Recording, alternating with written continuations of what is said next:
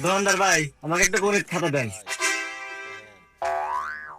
এই নাও ভাই খাতার পৃষ্ঠা কয়টা? পৃষ্ঠা 100 আচ্ছা গুনে দেখি। 1 2 49 50।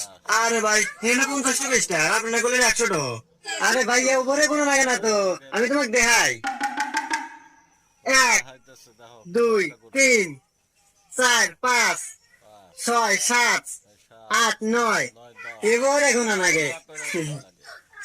আচ্ছা ভাই দাম কয়টি? হ্যাঁ দাম 20 টাকা। ও এই নেন ভাই।